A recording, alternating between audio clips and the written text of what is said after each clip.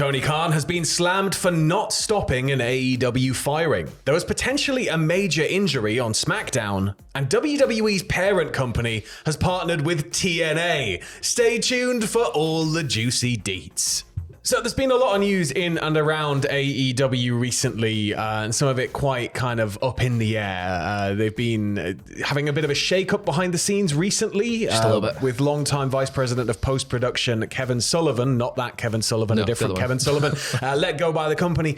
Sullivan had been with AEW since day one, and his recent firing has been met with criticism within the company and from me. You don't fire post-production people. Definitely not. They're like the guys that keep the show running. Yeah, we're the people, you just pay us in coffee and we'll work as long as you want. But in a follow-up in the Wrestling Observer newsletter, Dave Meltzer has spoken of how AEW owner Tony Khan has kind of taken a bit of a slamming for it because of how it was all handled. Sullivan was apparently fired by AEW senior VP and co-executive producer Mike Mansouri, which in itself was a surprise, as people within the post-production division were allegedly unaware that Mansouri was Sullivan's boss. Yeah, that's a weird miscommunication of hierarchy. Yeah, there needs to be like a clear, especially when you're working in things like post. But Right. like it's kind of just in any company you need to know what the structure is, right?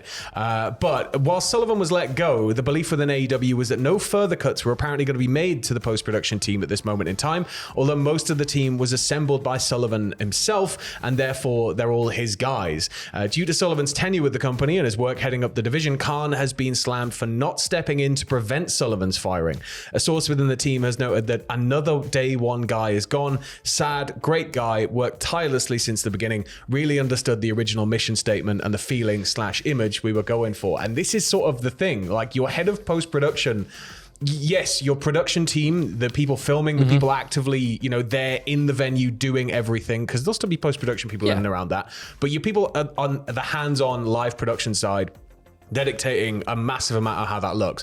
But post-production, it dictates so much more. Your overall TV presentation, the finished product every week is going to look a certain way. If it's not live, if it's taped, when you're getting down to things where your packages, all your hype, everything else, your Tron, that's all post-production. Yeah. So it can have such a massive knock-on effect to take away somebody in that position in the chain of command, because if somebody else comes in and goes, I want to do it this way, and they're say they're more a Kevin Dunn style producer, then you're gonna, and I know Kevin Dunn does live production, but you know what I mean. If they're more kind of very intent on a different style of vision, then it's going to change up the entire feel of AEW's product, and so it's kind of. But that's the thing we've seen with that quote at the end there. He understood the original mission statement. Yeah, we saw QT Marshall resign from AEW just recently with the similar sort of mindset of the original mission statement is changing. The AA is evolving. It's no longer what it used to be, and they're going for something different. But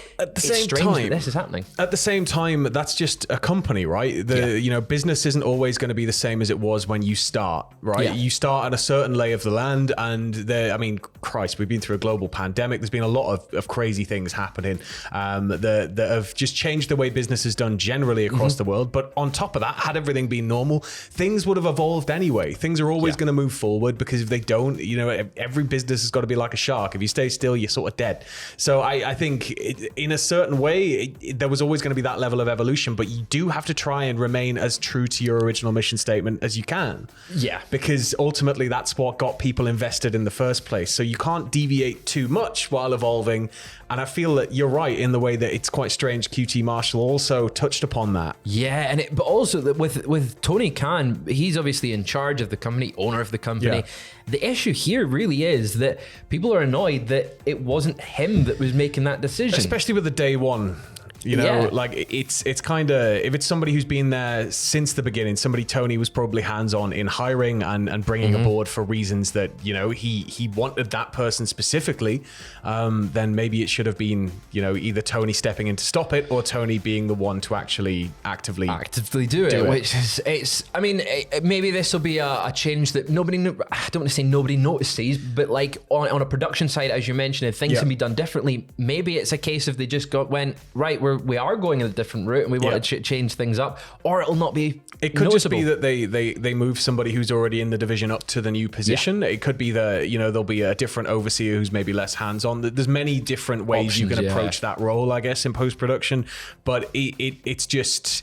it's always going to have a bit of a knock-on effect. Yeah, absolutely. It's interesting. So moving over to SmackDown last night, there's been a bit of what looks to be a pretty serious injury, and it's a pretty scary one as well. There's some fan footage out there of it happening apparently during a bit of a break in the match. Yeah, during the commercial break, there was like a spot on the top rope between Asuka and Charlotte Flair. Yeah, they're kind of setting up on the top. Asuka's on the second rope, Charlotte's on the top, like kind of grappling down toward Asuka. Then I think somebody slips, and then you just see Charlotte hit the rope. Her thigh hits the rope, and then her entire leg just like obviously rebounds all the way back because of the speed and angle she's hitting at, and then it drives her knee all the way over into the mat itself at like quite a high rate of speed. Yeah, and there was a few spots throughout the match. There was also a moonsault to the outside. We all know that Charlotte's moonsaults to the outside, she often lands on her feet, but this one there was like, it looked quite jarring. Now, she got up immediately after, but she was limping after that. There was a little bit of a kind of oof moment, though, where everything was kind of stop, referee, straight down. She also did sort of like a dragon screw knee attack in the corner onto Asuka, and then it looked like she went down and clicked her knee. And then at the end of the match, it came to quite an abrupt finish with an interference from Bayley, causing Asuka to allow a cradle pin on Flair. But there is a video posted on Twitter by Steve Fall of WrestlingNews.co. Flair can be seen shouting "my knee" at Charles Robinson after the match, after the cameras are off, and she was helped to the back by medics, and we're not sure what type of injury it is. Yeah, the fact that Charlotte was able to continue maybe dictates that either one, she has incredible resolve, or two, it hopefully isn't too serious. But it's just that initial clip where you see her land, it's really gnarly. Right. Like it's pretty. It just does not look like that. The way her leg lands, and then also the back of her neck lands. She tumbles with it, right? So props to them for continuing the match, though. But also, if it's a serious injury, like we were discussing earlier on about an injury in NXT, you should be aware and get involved and this is it, right? Call it sort of thing. So there was that kind of moment, as I said, where it happened and then referee straight in there just to sort of see what was going on. But moving back over to the AEW side of the fence now, the Observer has provided an update on Andrade El Idolo's AEW contract situation, saying that one person close to him noted his contract is set to expire in the summer of 2024. However, AEW is able to add injury time to the contract if they would so like to, which would run it into early 2025. I think we'll probably see them pick up that injury time because we're seeing them, and companies just do that generally. So I think that it's going to be interesting to see what happens next with Andrade for sure, because I feel like he was somebody I was really excited about seeing in a more free and open environment. And initially I was all over it, and I was like, and I don't know. It's not Part landed. of me doesn't feel like it's not really clicked in that way, and so the utilization hasn't really gone the same way. I don't know whether it's how the company doesn't know how to utilize him, or whether it's he's got ideas for himself and they're just not being either approved, or it's just not landing, and they're going, well, we'll come back to it. But he's been there since 2021, and it just doesn't. He still feels like he's new. Like it doesn't feel like he's had anything that's a staple. Obviously he had some with Cody Rhodes, but again, that Cody Rhodes is now in WWE, so it's a long time ago since Finish the story, Andrade. I think we'll eventually see Andrade back in WWE. I think the potential's there for sure. I don't know if it'll be a going straight back to WWE thing. I think there'll be a lot of companies vying for Andrade for sure. Like, look at him. Amazing in ring talent. It may be that he takes some time to kind of go and reinvent himself a little bit, or just have some fun in some other companies before coming back. But I think you're right.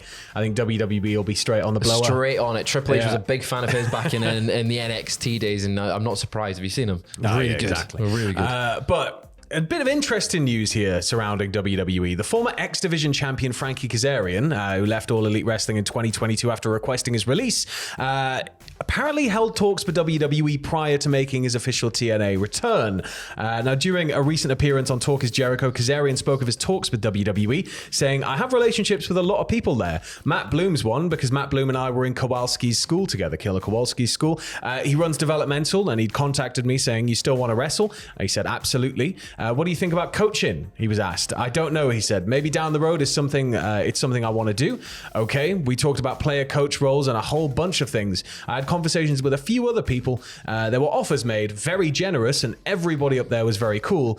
Something told me though, not yet. It isn't the place to be right now. And I'm glad he landed in TNA because he brings Kazarian is a very, very solid hand. Yeah. He knows this business inside of out. And although he's maybe not so keen on a coaching role just now or a player coach role, there is no doubt that what he's doing in TNA is helping the younger talents and coaching them in that way. He's a no-brainer, right? When he's ready to hang up the boots and if he chooses to become a coach, like he's an absolute no-brainer. WWE would be fools not to throw crazy amounts of money at him because look at his history. The guy is just, he's done nearly everything. Yeah. Like he's class. So I think definitely down the line, but I think right now you're right. I'm enjoying seeing him back with TNA. I think that there's still a lot more juice there to go on squeezing the old Kazarian orange before we get to that point. But yeah, I think I'm happy he's back with TNA, especially with the rebrand coming, especially with everything else. It's very exciting. Right. It feels right that Kazarian is in the X division in TNA. I'm really buzzing for him there. But on the point of TNA, and this was not news I was expecting to read, TNA Wrestling have announced that it's partnered with Endeavor Streaming, whose parent company is Endeavor, who owns WWE, for their upcoming on-demand subscription service, which is going to be called TNA Plus. The press release states that as part of a new multi-year deal, Endeavor Streaming will power the new TNA Plus app to deliver an enhanced user experience to all fans across the top streaming platforms, as well as mobile and connected devices. It continues by saying, in addition to reclaiming the iconic TNA moniker, the TNA Plus app is relaunching with an all-new dynamic look, as well as expanded options and increased functionality, which I'm looking forward to because some of the Impact services, because I've done a few of the Impact services over the years, and some of them have been quite bare bones. Some of them have been fantastic. All of them have been a little bit infuriating to find your way around. But the app apparently puts the power back in the fans' hands, delivering the ultimate premium experience where they can stream the company's flagship weekly TV shows and tune into exciting pay-per-view events, view TNA's full archive, get exclusive original content and wrestler-created series, and even have the chance to interact with some of TNA's top stars. So we're getting a much bigger offering. It is massive, yeah. It's going to be available across 2 tiers. The special attraction membership is going to be $95.99, that's in USD per year, which gives access to the full TNA Impact library and all TNA Plus specials. No word on Global Force. apart from the 4 big pay-per-views, or the World Championship tier, which includes It's Everything plus the 4 big pay-per-view events for $219 a year. So I'm excited to see how this is going to look when it launches. I'll definitely be trying it out for a couple of months. There's a lot of stuff I need to catch back up on, so I'm looking forward to it. I think this is smart to launch it with the rebrand, being like, hey, we've got this big opportunity to rebrand the company, put a big amount of investment in there, a streaming app, an on-demand, over-the-top streaming app from Endeavor Streaming, who also were the ones that backed the WWE Network. They're the ones that gave the infrastructure for the WWE Network back in the day. So we can imagine it's going to have the same sort of functionality, the same sort of presence in the look, I guess, or the vibe of the WWE Network. TNA Plus, though, what a deal for them. I'm hoping for some remasters. Or at least some higher resolution, some perk angle, like kind of. Well, I really like the weekly pay-per-view era, but I want to see some of that in higher quality if possible. If there's a lot of master tapes still sitting around, I'd like to see some of that kind of rescanned. I want to see what we can get out of it. Get some juicy content. Yeah, it's like the WWE Network, man. Like for years, you had a VHSs of some of this stuff, and now it's like boom, you've got it in 1080, and it's amazing. It'll look good. But TNA, I think the $95 tier is great. Yeah. But if you're a big TNA fan and you want all those pay-per-views, I think this is an incredible deal compared to what you'd be paying before. You'll probably save money overall, I imagine, given the price point of the big 4. Yeah, absolutely. Yeah, any more news breaks throughout the day, we will be back with more. But in the meantime, stick with us this December as it is Docember. Golden Age Part 1 is up on the channel right now. Golden Age Part 2 is out this Sunday, 7 p.m. British time. So that's tomorrow, 7 p.m. So that follows first one's 1982, 1985. Second one is 1985 to 1987. So it's all the way through to WrestleMania 3 and the fallout after that. So if you've not seen Part 1, please check it out, and we might catch you in a bit.